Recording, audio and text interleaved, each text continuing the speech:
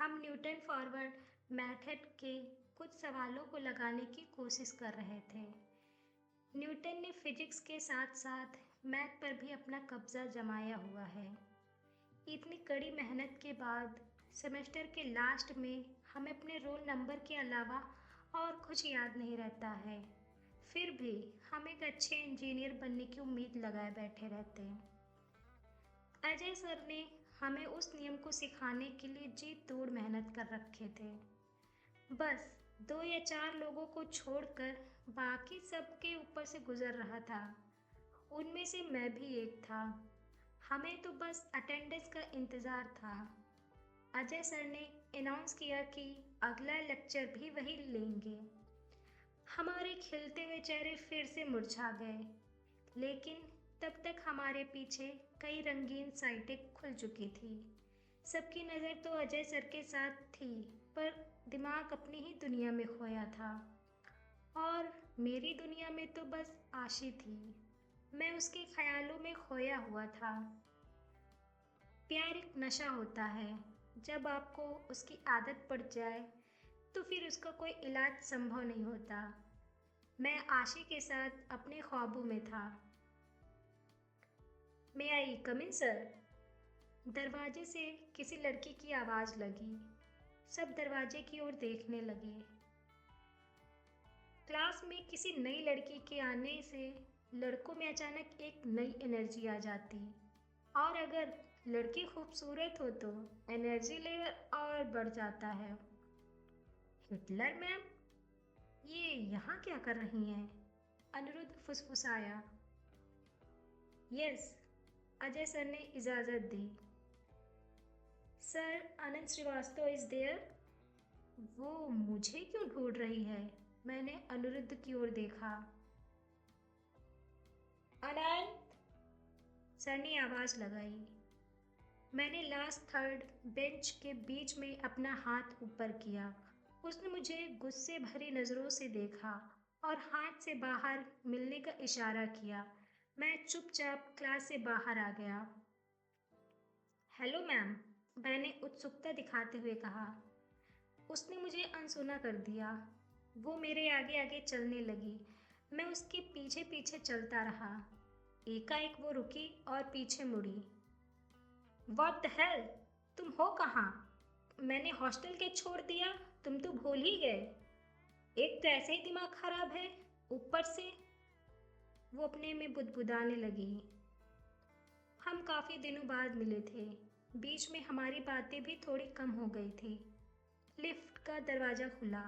वो अंदर दाखिल हुई और मैं उसके पीछे। क्या हुआ मैम? उसने कुछ नहीं कहा। सॉरी, वो मेरा फ़ोन फॉर्मेट हो गया था तो सारे नंबर डिलीट हो गए। मैंने एक अच्छा बहाना बनाया। हम 5वीं मंजिल से पहले मंजिल पर आ गए। वो ME 21 मैकेनिकल डिपार्टमेंट में दाखिल हुई और मैं उसके पीछे। यहाँ कॉलेज कम्युनिटी मेक फायर की मीटिंग होती थी। पर वो मुझे यहाँ क्यों लाई है? अंदर कम्युनिटी के मेंबर बैठे हुए थे। चूँकि कम्युनिटी इस साल से ही अस्तित्व में आई थी, तो वहाँ सब थर्ड ईयर से थे और सारे मुझसे सीनियर। सब आपस में किसी बात पर बहस कर रहे थे। मुझे चर्चा का विषय पता नहीं था। मेरे और काव्या के अंदर जाते ही सब हमें घूरने लगे। काव्या ने मुझे इशारों में बैठने को कहा। मैं अलग जगह बनाते हुए सीनियर्स के दाहिनी तरफ खाली बेंच पर बैठ गया। कम्युनिटी के लोग अपनी पढ़ाई के साथ साथ अपनी हॉबी और टैलेंट को यहाँ प्रदर्शित करते हैं, और फिर हर एक इंडिविजुअल के आइडिया को मिलाकर कॉलेज में इवेंट कराया जाता है। फिर ये लोग अलग अलग कॉलेज में जाकर अपने कॉलेज को रिप्रेजेंट करते हैं। कुछ सीनियर्स की नज़रें अब भी मुझ पर गड़ी थी। वो मुझे ऐसे घूर रहे थे जैसे मैं कोई ISI एजेंट हूँ। हे गाइस, काव्या ने दस्तर को मेज पर पीटते हुए सबका ध्यान केंद्रित किया। सब उसकी ओर देखने लगे। जैसा कि तुम सबको पता है, हमारे पास सिर्फ 3 दिन का समय है। हमें इसे 3 दिन में सारा काम करना है और अभी तक हमें कोई स्पॉन्सरशिप भी नहीं मिली है, तो हमें सबसे पहले टीम डिवाइड करनी चाहिए। काव्या ने बुलंद आवाज में बोला। वो एक एथलीट थी।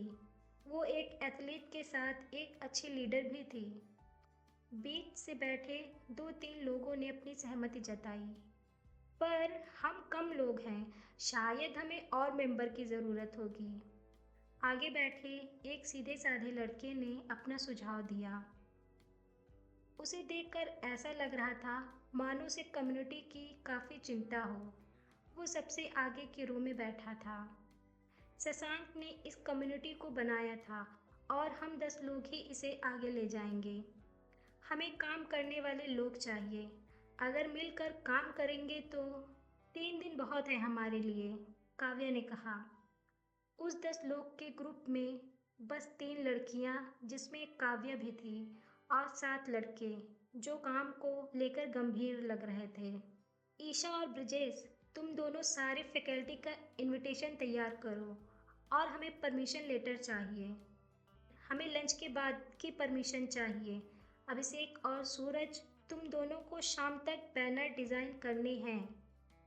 इतना सुनते ही दोनों की उंगलियां सरपट लैपटॉप पर दौड़ने लगी। ऐसा लग रहा था मानो वो किसी सीक्रेट मिशन की तैयारी कर रहे हों और काव्या उनकी जनरल हो। उसने सबको अपना काम समझाया। स्पॉन्सरशिप की जिम्मेदारी मेरी है। काव्या ने सबसे मुश्किल काम को चुना। वो वाकई एक अच्छी लीडर थी। एक अच्छा लीडर वही होता है जो सबको साथ में लेकर चले। पर तुम्हारे साथ कौन जा रहा है? शशांक ने अपने बड़े फ्रेम के चश्मे को ठीक करते हुए कहा। अनंत, उसने मेरी तरफ इशारा किया।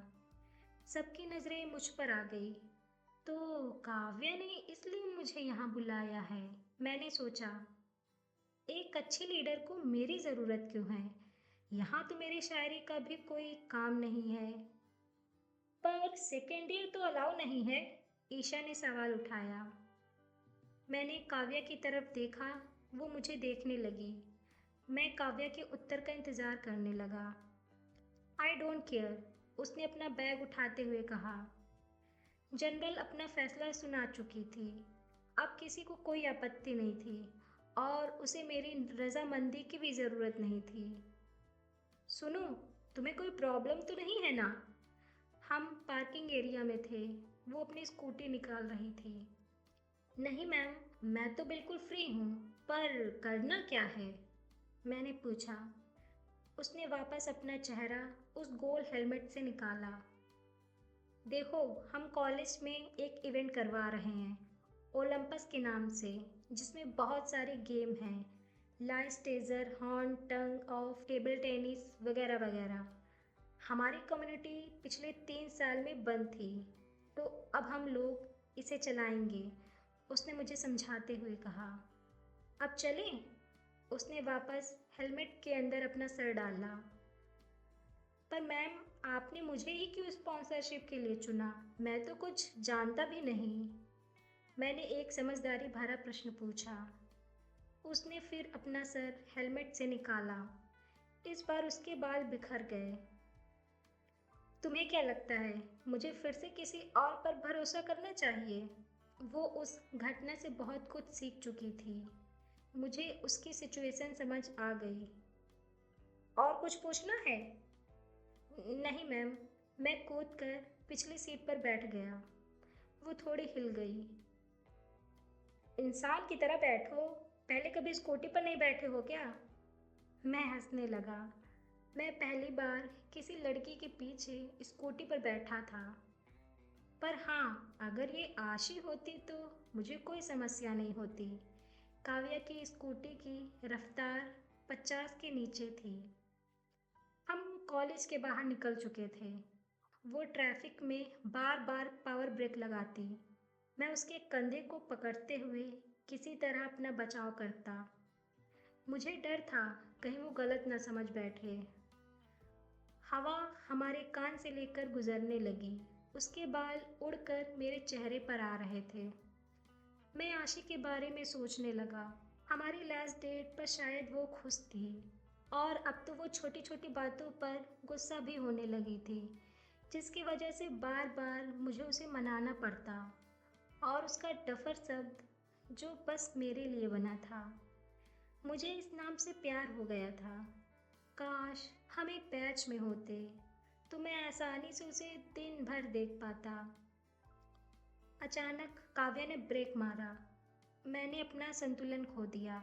मैं उससे पूरी तरह से टकरा गया। मेरा हाथ उसके कमर पर था। तुम्हारा ध्यान कहाँ है? वो चिल्लाई। क्या ये मेरी गलती है?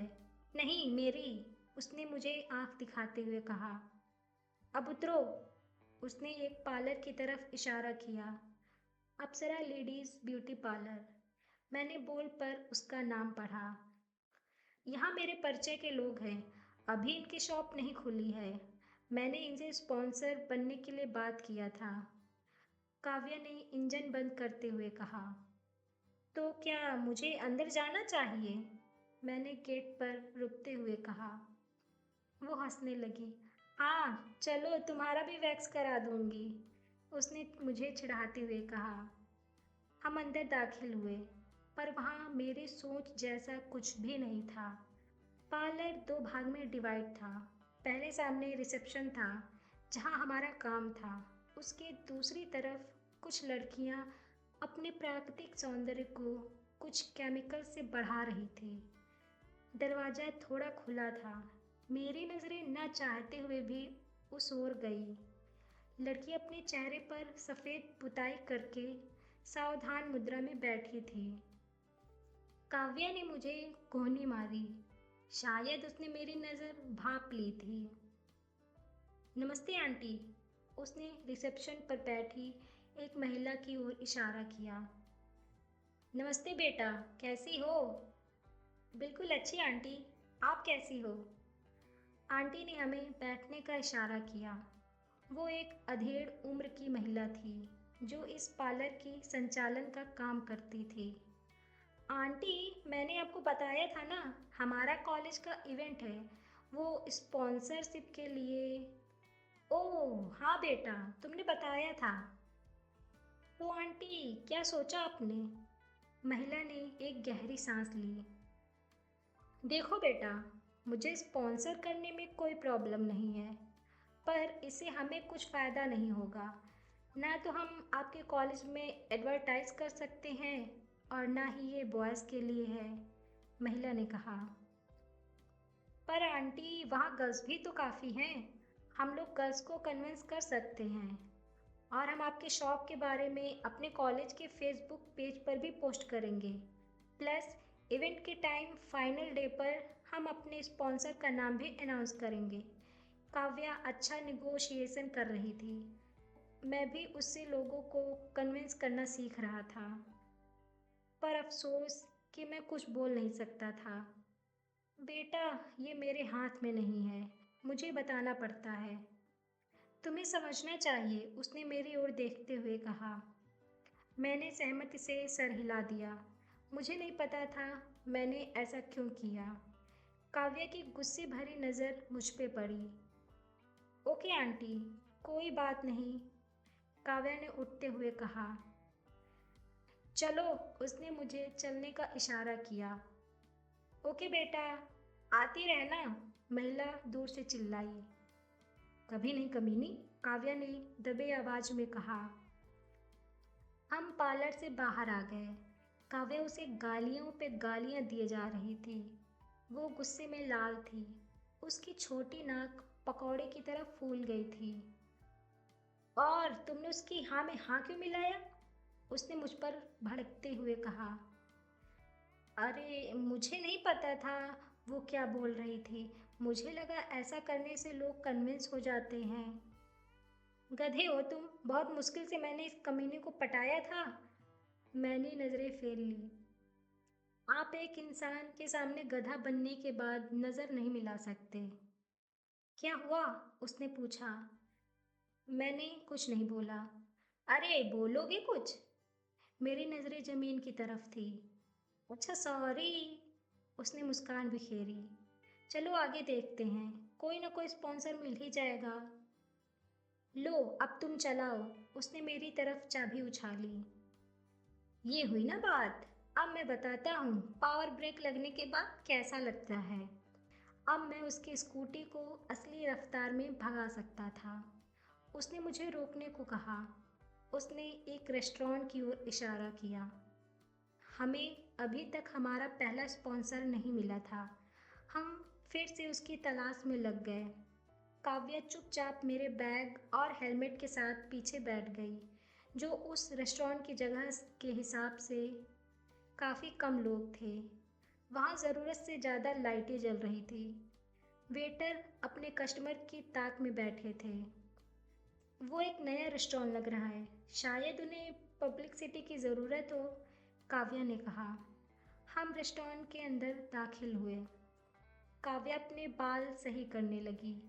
वहाँ पहले से दो तीन कपल हमें देखकर हरकतों में आए। क्या ऑर्डर करना है सर? वेटर ने पूछा। सर एक्चुअली हमें आपके मैनेजर से मिलना है, एक प्रपोज़ल है, काव्या ने मीठी आवाज़ में कहा। मैम लेफ़्ट साइड, आप कैबिन में उनसे मिल सकती हैं, वेटर कहता हुआ वहाँ से चला गया। सुनो, इस बार तुम चुप रहना, तुम्हें हामी भरने की कोई ज़रूरत नहीं है। मैंने फिर से सहमति में सर हिलाया। मैं आई कम इन सर? उसने गेट के अंदर आने की परमिशन मांगी। मैनेजर ने हमारी तरफ देखा। यस प्लीज़ कम इन। उसने अपने लैपटॉप की स्क्रीन से नज़रें हटाई। वो 35-40 वर्ष का एक वयस्क आदमी था। कुर्सी पर बैठते बैठते उसकी तोंद बाहर निकल गई थी। उसने वाइट शर्ट और ब्लू जीन्स पहना हुआ था। हम उसके सामने बैठ गए। बोलो बेटा, उसने कहा। Actually sir, we are from BCD college. हम एक इवेंट ऑर्गेनाइज कर रहे हैं, ओलंपस, और हमें एक छोटे से स्पॉन्सरशिप की ज़रूरत है। अगर आप दे दें तो हम आपके शॉप की एडवर्टाइज अच्छे से कर सकते हैं। काव्या ने इवेंट के बारे में डिटेल बताते हुए कहा। वो अपनी चेयर पर हिलने लगा। वो काव्या की तरफ ऐसे देख रहा था जिसे शायद ताड़ना भी कहते हैं। सर हमें ज़्यादा स्पॉन्सरशिप नहीं चाहिए, हमें बस थोड़े की ही ज़रूरत है, काव्या ने उसे समझाते हुए कहा। हाँ हाँ मैं समझ रहा हूँ, आपको हमारी ज़रूरत है और हमें आपकी, उसने कहा। एग्जैक्टली सर, काव्या ने मुस्कान बिखेरी। पर हमें तो कुछ और भी चाहिए। वो अभी भी चेयर पर हिल रहा था। ओके सर, हम आपका लोगो अपने बैनर में लगवाएंगे और कॉलेज की इवेंट के समय आपके रेस्टोरेंट की अनाउंसमेंट भी करवाएंगे और बहुत सारे प्रॉफिट हैं आपके लिए। काव्या डायरी में लिखे कुछ डिस्क्रिप्शन को दिखाने लगी, पर मैनेजर की गंदी निगाह उसकी छाती की ओर थी। मैं मैनेजर की गंदी नज़र को समझ गया। मेरा खून खौल रहा था। मैं अभी हेलमेट को उसके सर पर दे मारना चाहता था। स्पॉन्सरशिप तो हम दे देंगे, जितना कहिए। Oh thank you so much sir, Kavya ने खुशी जाहिर की। आप कल शाम को आइए, उसने कहा। पर सर परसों तो हमारा इवेंट ही है और बहुत से काम भी बाकी हैं। हाँ तो शाम के बाद तो आप फ्री रहेंगी ना? आइए, जलेबियाँ सलेबियाँ खाते हैं, आप भी तो जलेबी की तरह ही हैं, उसने कहा। अब ये कुछ ज़्यादा हो गया था। अपनी बेटी को भी ऐसे ही बुला के खिलाते हो? मैंने पहली बार अपना मुंह खोला। मतलब? उसने पहली बार हिलना बंद किया। बहनचोद, अपनी बेटी के साथ भी ऐसी ही बात करता है? मैं अपने असली बीटेक स्टूडेंट के अवतार में आया। अनंत, काव्या ने रोका। कैसे बात कर रहे हो तुम? तमीज है कुछ? मैनेजर ने कहा। और तेरे में तमीज है? तूने आते ही उसे बेटी बोला। अपनी बेटी को छाती निहारता है साले? कब से देख रहा हूं तुझे। अनंत, काव्या फिर मुझ पर चिल्लाई। भूलो मत, हम तुम्हें स्पॉन्सरशिप दे सकते हैं, उसने कहा। सुन, अपना पैसा अपनी पिछवाड़े में डाल, हमें नहीं चाहिए। चलो काव्या, मैंने उसके हाथ को खींचते हुए कहा। मैनेजर पीछे से चिल्लाता रहा। वेटर हमें जाते हुए देखकर हैरान था। यार छोड़ो मुझे, काव्या ने अपना हाथ खींचते हुए कहा। हम रेस्टोरेंट के बाहर आ चुके थे। तुम पागल हो क्या? तुम क्या बोल रहे थे? ऐसा बोला जाता है? उसने गुस्से में कहा। वो अपने हाथ को सहलाने लगी। गुस्से में शायद मैंने उसका हाथ जोर से पकड़ लिया था। मैम, आपको नहीं पता, मैं उसे कब से देख रहा था। उसकी सोच बहुत गंदी थी। यार तो हमें उसकी सोच से क्या लेना है? कितने लोगों को ऐसे बोलेंगे? यहाँ ऐसे ही लोग हैं। तुम कितने लोग की सोच बदल सकते हो? और फिर तुम्हें लगता है मैं कल उसके बुलाने पर जाती? मैं उसे अभी कन्विंस कर लेती। पर वो आपको ऐसे कैसे बोल सकता है? मुझे बर्दाश्त नहीं कोई आपके साथ ऐसा बिहेव करे। वो चुप हो गई। I hate a such a people. मुझे नहीं जाना आप कहीं। मैंने उसकी तरफ चाबी बढ़ाई। आई नो यार, तुम्हें बुरा लगा, उसने कहा। मैम, मेरी जगह कोई भी होता तो उसे भी बुरा लगता। अच्छा बाबा, सॉरी, हम अब कहीं नहीं जाएंगे। हैप्पी, उसने कान पकड़ते हुए कहा। ओह हेलो मिस्टर, तुमने वहाँ क्या बोला? काव्या, भूल गए मैंने पहले दिन क्या सिखाया था? रिस्पेक्ट योर सीनियर, उसने आंखें तारते हुए कहा। सॉरी, गलती से निकल गया मैम। इस बार मैंने मैम पर काफ़ी जोर दिया। आगे से ध्यान रखना। अब चले? मैंने पूछा। शाम के 4 बज चुके थे। हमें अभी तक कोई पॉजिटिव रिस्पॉन्स नहीं मिला। पर मुझे रिस्पॉन्स की ज़रूरत भी नहीं थी। मुझे बर्दाश्त नहीं कि कोई किसी लड़की को ऐसे बोले। हम वापस कॉलेज लौटने लगे। काव्या चुपचाप मेरे पीछे बैठी थी। इस बार मैंने स्कूटी की रफ्तार धीमी रखी। शायद वो नाखुश थी, क्योंकि हमें हमें कोई स्पॉन्सरशिप नहीं मिली थी। अचानक भूतनाथ मार्केट पर उसने मुझे रोकने को कहा। मैंने स्कूटी रोक दी। उसने मुझे एक प्रिंटिंग शॉप की तरफ इशारा किया। मैंने उसकी तरफ देखा। प्लीज़ लास्ट चांस, उसने मुझे रिक्वेस्ट करते हुए कहा। एक लीडर कभी गिव अप नहीं करता। मैंने उसकी बात मान ली, पर एक शर्त है। इस बार बात मैं करूँगा, मैंने कहा। ठीक है, उसने हामी भरी। Arya printing shop. मैंने सेकेंड फ्लोर पर उसका बोर्ड देखा। ये हमारी आखिरी उम्मीद थी। वहाँ चारों तरफ बैनर रखे हुए थे। कुछ नेताओं के पोस्टर छप रहे थे। हम कमरे में दाखिल हुए। हेलो सर, क्या हम आपके? काव्या एक वर्कर से बोलती हुई रुक गई। उसने मेरी तरफ देखा। वो अपनी शर्त भूल गई थी। मैंने उसे हेलमेट और अपना भारी बैग पकड़ाया। वो मुझे घूरने लगी। नमस्ते भैया, हम एक ज़रूरी इन्फॉर्मेशन, मतलब सूचना देने आए हैं। क्या हम आपसे 2 मिनट बात कर सकते हैं? वहाँ मशीनों की तेज़ आवाज़ की वजह से मुझे उसके कान के पास जाकर दोबारा बोलना पड़ा। उसके हाथ पोस्टर से भरे थे। आप अंदर दद्दा जी से बात करिए, वो वहाँ से तेज़ी से निकला। हम अंदर की ओर बढ़े। सामने एक बूढ़े आदमी को देखा, जिन्हें लोग दद्दा जी कहते हैं। दद्दा जी की उम्र कुछ 60 के आसपास थी, पर वो अब भी फुर्तीले दिख रहे थे और काम में व्यस्त थे। वो पुरानी गंदी अलमारी में कुछ खंगाल रहे थे। नमस्ते दद्दा जी, मैंने गेट के पास रुकते हुए बोला। उन्होंने मेरी तरफ देखा और कोई उत्तर नहीं दिया। वो वापस दूसरी लोहे की अलमारी में कुछ ढूंढने लगे। कोने से पोस्टर का बंडल बिखर गया।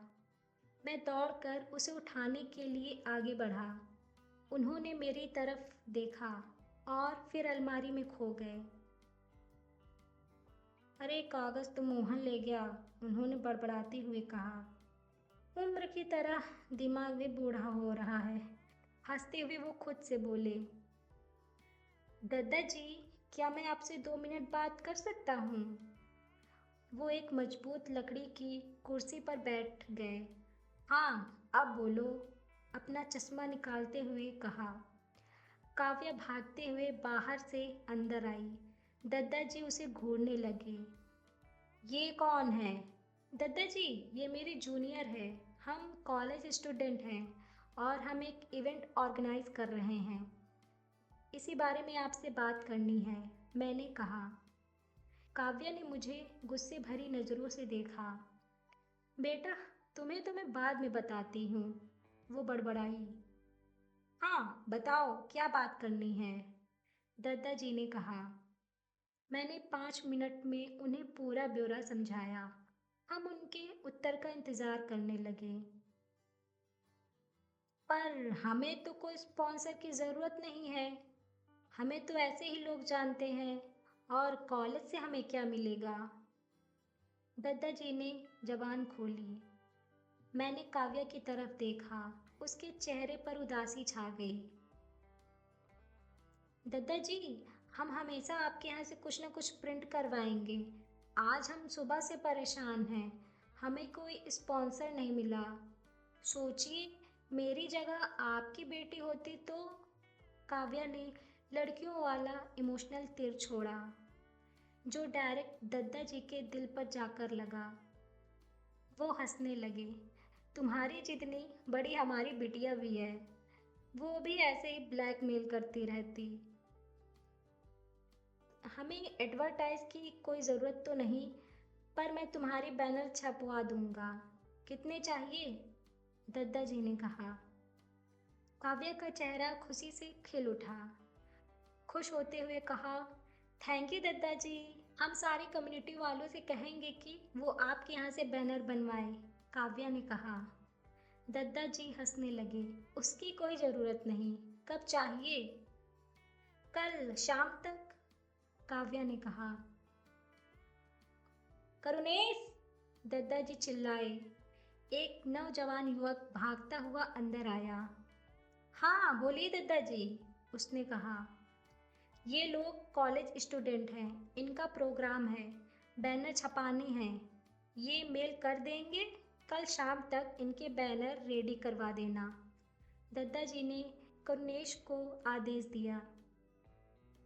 और पैसा? उसने पूछा। दादाजी ने उसे गुस्से भरी नज़रों से देखा। पैसा हो गया, दादाजी ने कहा। काव्या ने मेरी तरफ मुस्कुराते हुए देखा। करुणेश चला गया।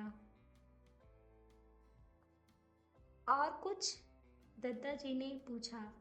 नहीं दादाजी, बस इतना ही, काव्या ने कहा। क्या नाम है तुम्हारा? उन्होंने मेरी तरफ इशारा किया। जी, अनंत, अनंत श्रीवास्तव। तुम लोग जूनियर से इतना काम करवाते हो? छोटी सी बच्ची है और इसे बैग हेलमेट सब दे रखे हो। ऐसा करोगे तो कौन देगा तुम्हें स्पॉन्सर?